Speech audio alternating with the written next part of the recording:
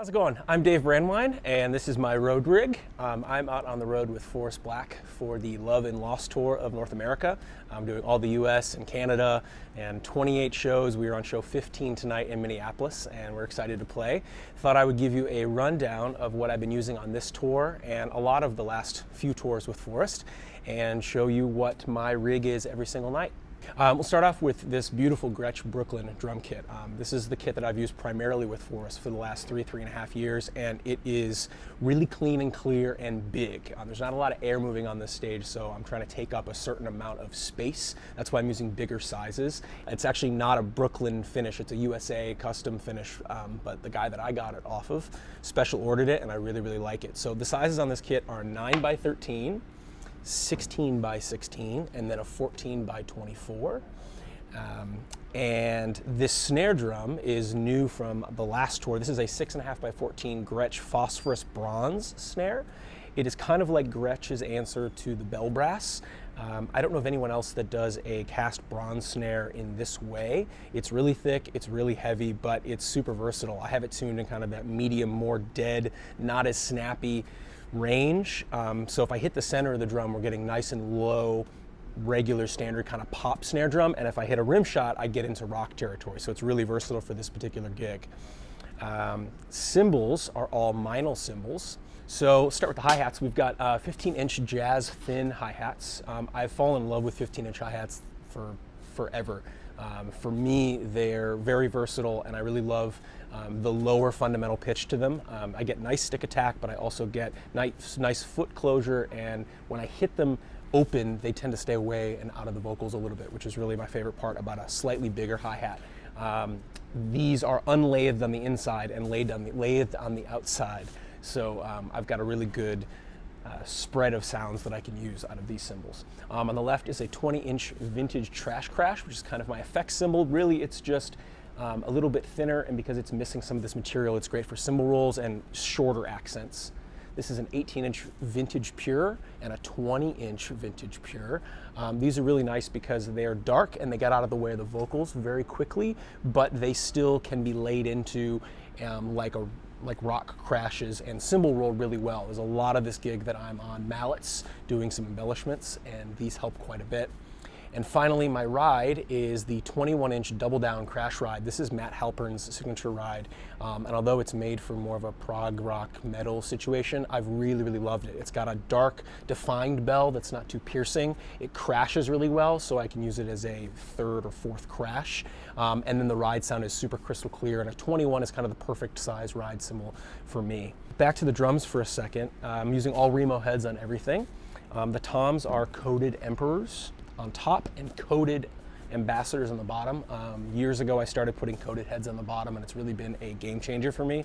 It really helps with tuning out some of those overtones, and it is very, very comfortable to get that lower but still higher attack sound out of the drums. Really, what I'm looking for most gigs that I'm using coated heads for. Also, inside both toms, I have some cotton balls that are in there, which act as like a little bit of a gate. I've seen a lot of drummers use this. Mainly, one of the first I heard talk about it was Benny Greb, and it's been a big thing for me ever since I started doing it, especially with coated heads. Different with clear heads, but on this double coated top and bottom situation, the cotton balls help quite a bit. I also have these Snare Weights on all of the drums. I honestly don't have a single drum that I don't have Snare Weights on. They're really, really helpful. I can adjust them infinitely. They are pretty incredible, and they just control the sound just enough to make front of house happy. On the snare, we've got a standard Remo snare side clear Ambassador on the bottom, but on the top we have a coated CS dot with a couple of Snare Weights. Again, this really helps control this mammoth of a drum. It can get really, really loud and lively, so I've muted it to the point where I can lay into it to get some of the ring, but when I play center, like I mentioned before, it's much lower and thuddier and gets very standard pop stuff. So that's the drums and the heads and the cymbals. The hardware is all DW. I've got a mixture of 5,000, 9,000, 6,000, 3,000. At a certain point, I'm not even sure, but I'm using a lot of straight stands. The only boom stand is the ride cymbal. I've started using more straight stands. They take up less real estate, and in my positioning, keeping everything really, really symmetrical around the center of the straight stands have been very helpful. But the pedals, using a 9000 bass drum pedal for the first time. I've been a 5000 user for years, but the 9000 is really excellent. It's really robust, and I've got this innovative percussion Chris McHugh beater, which I picked up on recommendation from Dave Brandwein. This is such a good beater. It kind of has a wood core and then a yarn on the outside, so you can lay into it and get a nice crisp attack, but then when you play off of the head, you get more of a warmer, more of a sort of a fluffy texture. So it's, again, versatile. It's kind of the theme of everything I'm doing here. 5000 series hi-hat pedal, super basic. A couple little things. I've got a stick bag mounted. This is a leather stick bag from a company I don't know, but it was given to me by one of my really good friends as a gift for being standing up in his wedding, and it's come on every tour with me the last year and a half or so. And then on the left side, I have one of these Meinl stick holders, and the last couple tours I've been putting my set of mallets over here on the left, which is really nice, keeping them separate from the rest of the stick bag. It's been really helpful to kind of have their own place because, again, like I was mentioning, I spent a lot of time on this gig embellishing and doing some cymbal rolls, so having their own designated place in the kit is really helpful. It's a great time to mention that I'm using Vic Firth sticks, mostly Vic Firth wood tip 5Bs. I also occasionally use the Benny Greb signature, very similar to a 5B, slightly, I think they're slightly longer. They might be slightly heavier, but not very much. But the tip is what's very different. Actually, here you go. So here's the difference. You can see the difference between the tips. It's a little bit more of an acorn tip rather than the standard 5B tip. So just a little different articulation if I'm playing a little more lighter stick definition type playing. But really, it's just those are my two choices. And then mallets, I'm using the Vic Firth what are they? The T2 cartwheel. This one's coming apart. These have been really my favorite. They're timpani mallets, but these are my favorite to hit drums and roll on cymbals. They're really a great versatile mallet. And the other mallets I'm using are these, which are the 5A dual tones. I had a pair of these forever and didn't really know how to use them, but actually in the first rehearsal I ever had with Forrest a few years ago, we were trying to figure out a part for his song Give You Love, and I was trying all the mallets I brought in my bag, and these mallets really did it. They're smaller, they're a lot harder, they sound great on drums, but they also sound great on cymbals, so these have kind of become my mallets that I use, particularly on this gig when I want to have something that allows me to roll but also play on the drums and still get it feeling like a stick, but not as fluffy as a bigger mallet. So these have been really invaluable.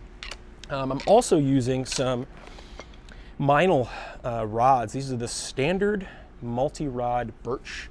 I'm using these for one song in the set.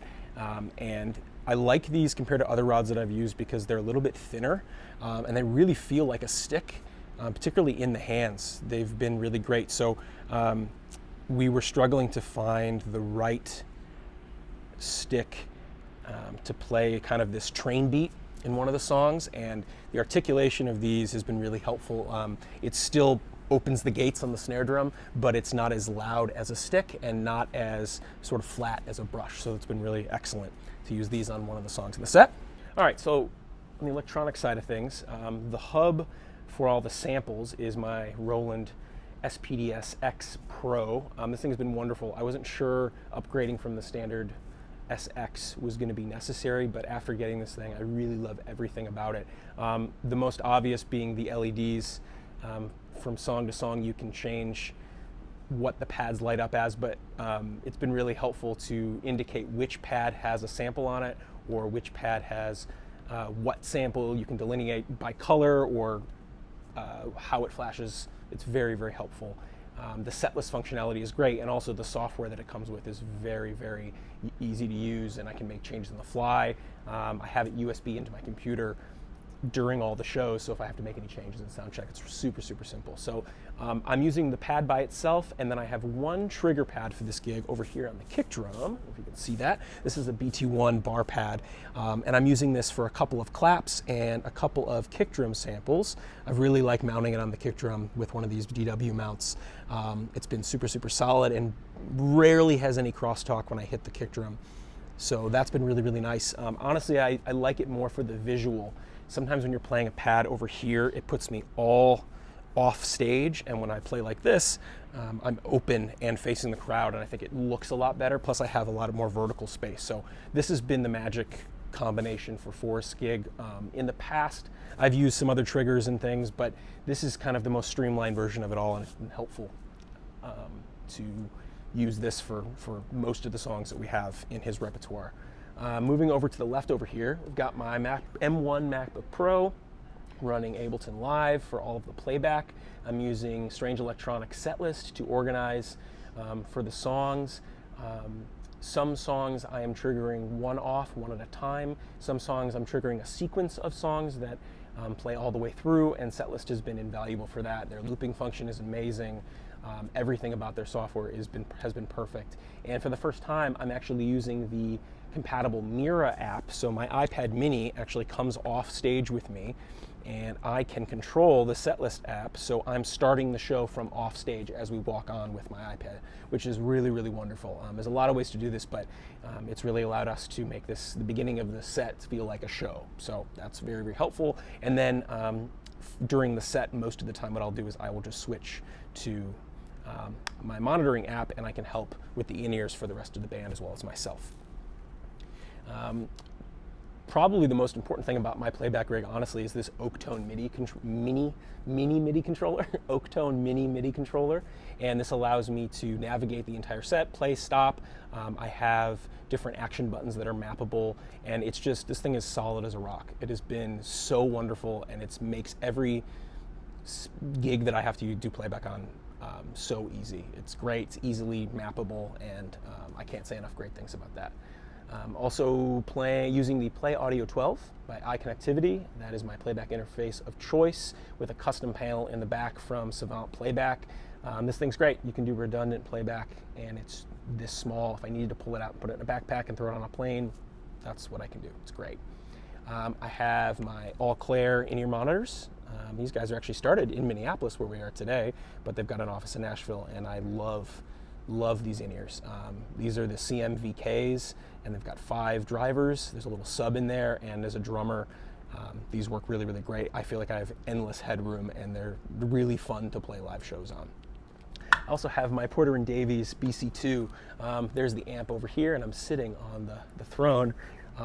Once I got this, I never wanted to play a gig without it. It's pretty incredible. It just makes me feel connected to the drums. I have it running on its own mix, and so I have control over everything that's being sent to this. So I'm sending kick drum, I'm sending some toms, and I'm sending electronics, and I'm sending some of the bass in the tracks. So I'm feeling all the low-end information here, and it basically feels like I have an 8-inch sub behind me. Makes me feel really connected. And the biggest thing about this unit is it handles dynamics beautifully. So I can play a jazz tune, and it feels like I'm feathering a kick drum and feeling really, really comfortable, and I feel some tactile response. But if I'm laying into the kick drum, it feels lively, and just has that thump that makes it feel very satisfying. So the versatility of this is a game changer, and I really don't want to play any gigs without this. I have to make myself play gigs on a normal throne, so I don't get too hung up on bringing this everywhere. So it's pretty great. Our wonderful sound guy Zach and I are using a combination of my mics and his mics. So the toms are tom mics are his. They're Audix, and this is a D2 with a D6 on the floor tom. I've been using a lot of condenser mics on toms live recently, so to go back to a dynamic mic has actually been really nice. A lot of great attack, a lot of warmth, a lot of great low-end information. It's been perfect. I've got the Biodynamic M201 on the top of the snare, which is mine, and another Audix D2 on the bottom. I love the 201. It's just, I think someone smart once said it's like a 57 that went to college, and I definitely agree. And the D2 is just doing a great job getting those snare wires at the bottom. Up top, we have the Lauten Audio LA120s, which are mine. I've been using these in my studio and live for years, and they just sound like overheads. They're really, really good at getting a full kit picture, but in this case we have them a lot lower, and we're using them as cymbal mics for the most part, and they do a great job. Hi-hat mic is an SE7, SE Electronics, and that one's mine, and it just, it gets good definition. It's not the high-end information from the hi-hat, and the clarity and the definition is really nice. Just sounds like a hi-hat. We have it a little off-axis so it doesn't sound too brittle, and that's pretty great. My talkback mic is an SE V7 as well. And then in the kick, we have inside the kick-in mic is the Biodynamic, I always forget the name of it, it's their version of a 91, whatever the name of this mic is. It's mine, but I can't remember. I think it's the D57. This thing is great. Again, just like a Beta 91, but just a little bit more information. And then the SEV kick for the kick out, which is awesome. A lot of EQ options on the front.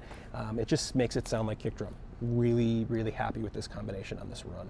As we zoom out, you can see this awesome custom head from Woodshed. And these guys are great. Dominic and the rest of the team have been really wonderful to me. I've had a lot of heads made with them, and they do excellent work. There's even some texture on the emblem here. That's really, really cool. It stands out. The black on white is really excellent, and we've been using this head for about 3 years. It stands out on every stage we play, and the contrast of the white head with the black sparkle kit is excellent. Also have a kick block here. I was using drum rugs with a built-in board for a long, long time, and the kick block is a game changer. I never want to feel like my kick drum is creeping, and this thing is rock solid. It does not move. I also have a pedal block on the hi-hat. There's a lot going on back here, but there's a pedal block on the hi-hat just in case, just to make sure it never moves. Yeah, it's hard to see inside all that mess, but that thing is excellent. So in the back of my Playback rack, and the rack is actually made by Circle 3 Designs. They make a custom wood 2-space rack here, which has been wonderful, and it fits in a Pelican 1510, which can be flyable, super, super easy. But the back here is a custom panel from Savant Playback in Nashville, and they converted all of the 1/4-inch outputs from the Play Audio 12 to XLR, which is wonderful. And I also have a XLR in and out, as well as USB in and out, and RTP Ethernet in and out. So really functional and can grow to whatever kind of rig that I want. We have this all running into our Playback Snake that goes to our in-ear rack. And I think that's everything. It's really wonderful to be playing this rig, and I'm so thankful for all of these companies for making such awesome gear. Gretsch and Remo and Meinl and Vic Firth and Roland and DW and Kickblock and Snare Weight, and many, many more. OakTone, Ableton, Porter and Davies. All of these companies are so, so wonderful, and any person that I've spoken to at any of the companies has been nothing but lovely. So excited to be playing this kit even more. We've got 14 more shows on this run with this setup, and then we'll be on our way into 2025 and hopefully lots more shows there. So thanks so much for taking a look at my road rig, and I will see you on the road soon.